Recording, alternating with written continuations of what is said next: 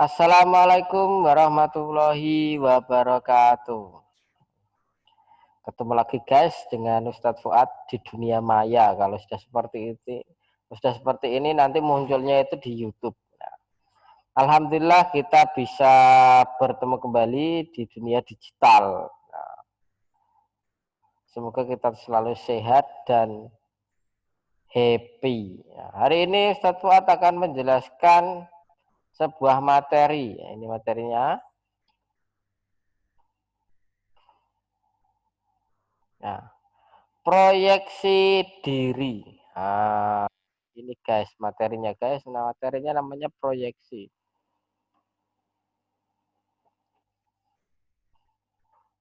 Bentar masih loading ini. Nah, proyeksi diri. Nah, kelihatan ya.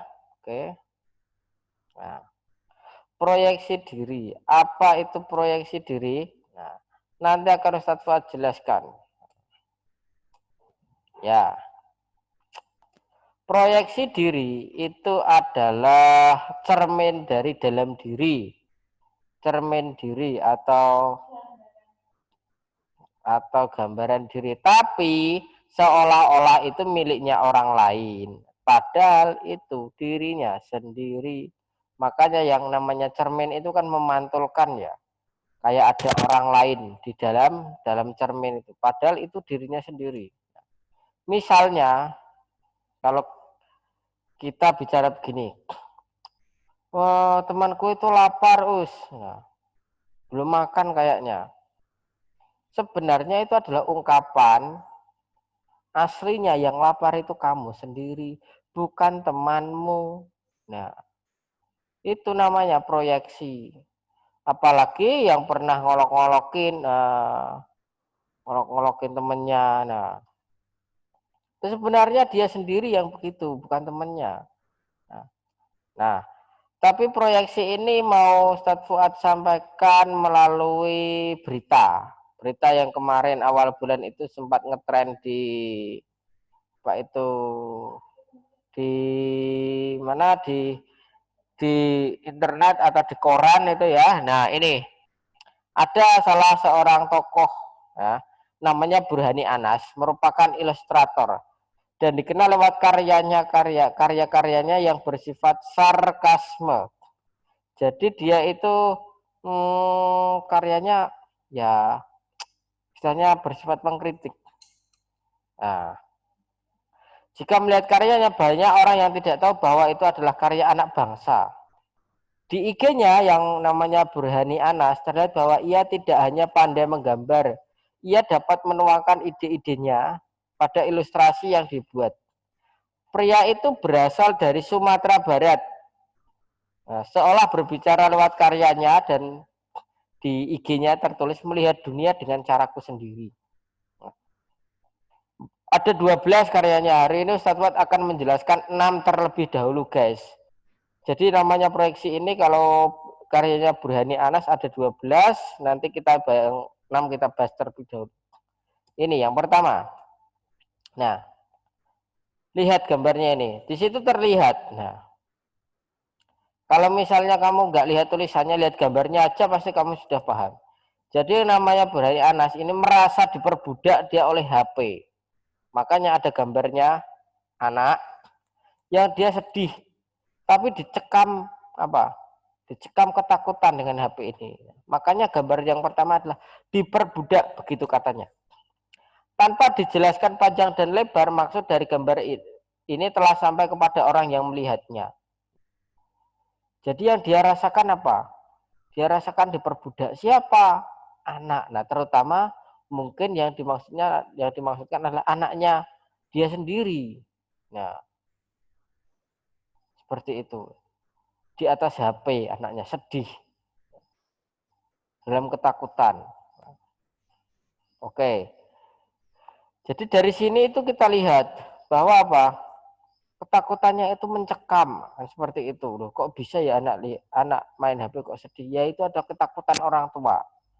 Yang nomor dua, nah dalam ilustrasinya yang kedua, berjuang mati-matian demi menjaga nama baik si pecundang. Nah, kita nggak tahu si pecundang ini yang dimaksud siapa. Sepertinya ini sesuai dengan kehidupan sekarang. Nah, jadi kalau diilustrasikan guys, namanya proyeksi ini, sekarang kita itu lagi masa fase krisis lah. Dampaknya corona atau bahasanya itu ya diserang coro itu, waduh, diserang corona ini luar biasa. Jadi yang namanya main skak, main apa itu catur, ya, semuanya itu hancur. Yang nggak hancur tinggal raja sama itunya, sama sebelahnya itu. Nah, tetap itu berdiri. Jadi nggak ada yang menang, tapi semuanya apa hancur. Apa itu prajuritnya habis, bentengnya habis, ya, kudanya habis, peluncurnya habis. Di situ. Tapi rajanya aman. Inilah gambaran mungkin yang dimaksud dari gambaran ekonomi kita. Ini nanti bisa dicek dalam apa itu, diketik di IDN Times itu. Yang ketiga, apa yang kamu pikirkan saat melihat gambar ini? Ya, mungkin ini keadaan terpaksa akibat pencemaran dan kebakaran hutan.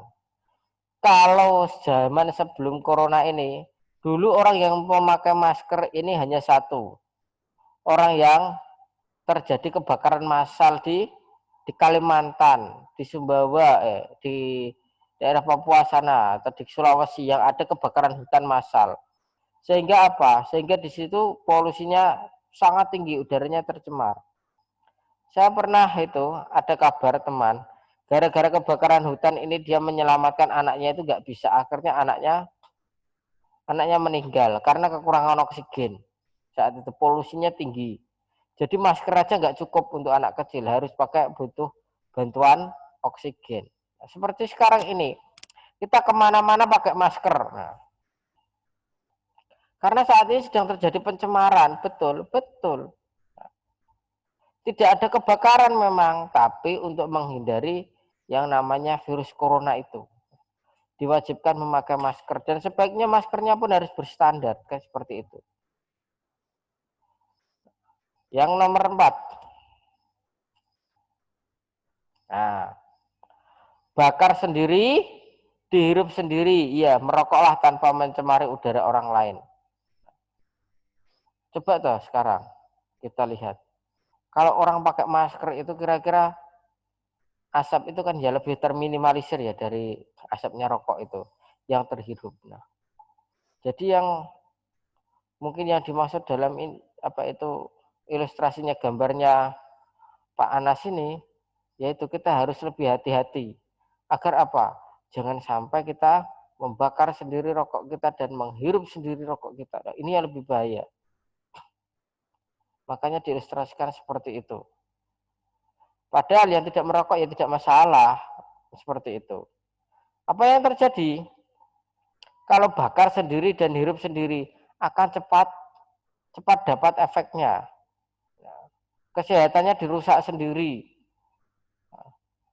Secara signifikan akan yang terjadi adalah umurnya semakin lama semakin pendek, dikurangi sendiri umurnya. Makanya bakar sendiri, hidup sendiri. Merokoklah tanpa mencemari udara orang lain.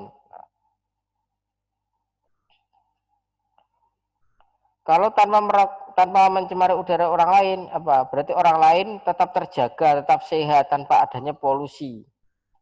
Seperti itu.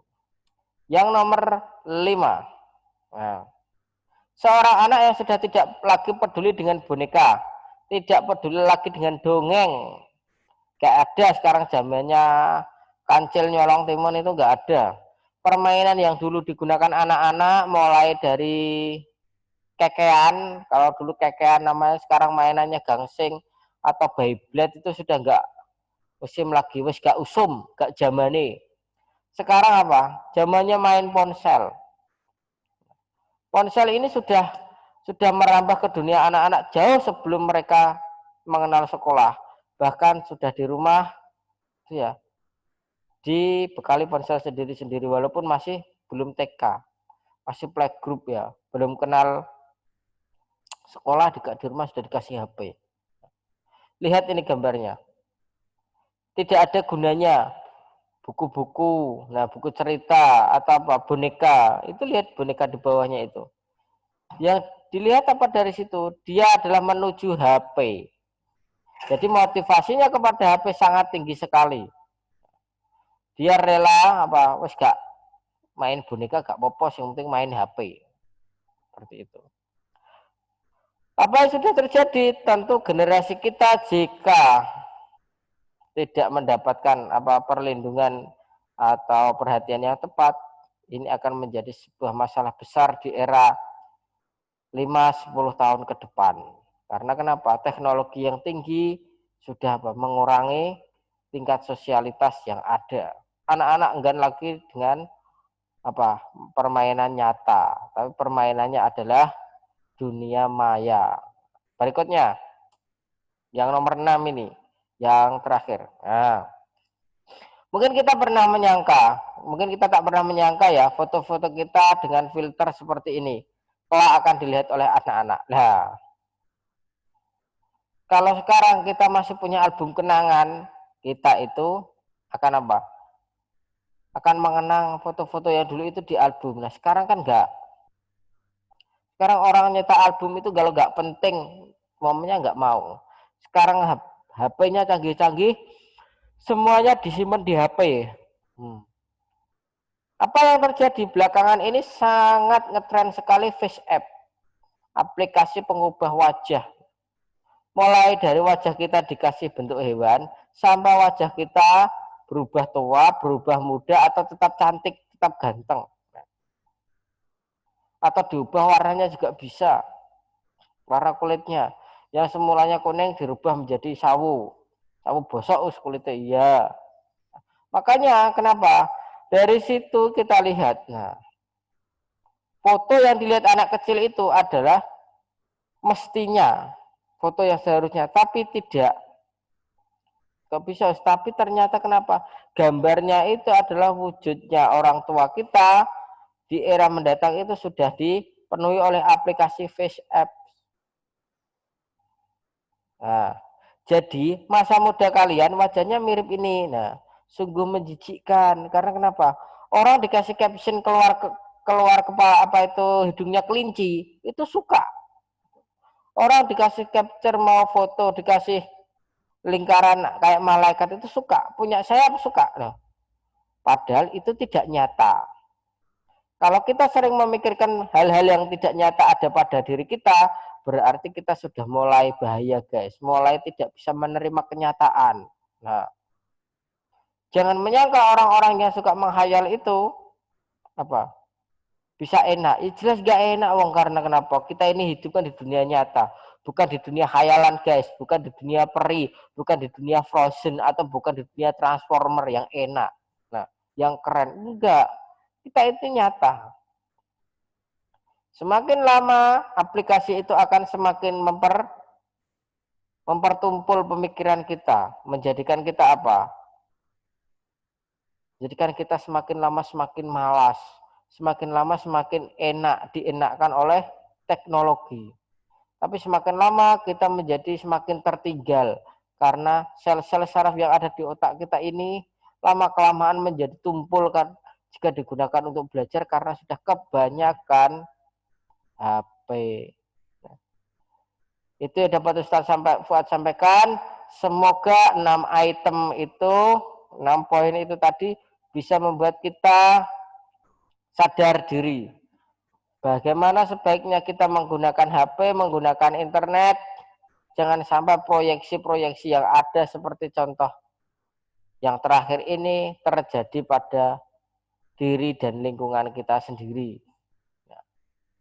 Kita adalah manusia nyata, bukan manusia di dunia digital. Itu yang dapat Ustaz sampaikan. Semoga bermanfaat. Kita sambung lagi materi proyeksi minggu depan dengan nomor 7 sampai nomor 12. Semoga bermanfaat informasi ini dan pengetahuan ini. Wassalamualaikum warahmatullahi wabarakatuh.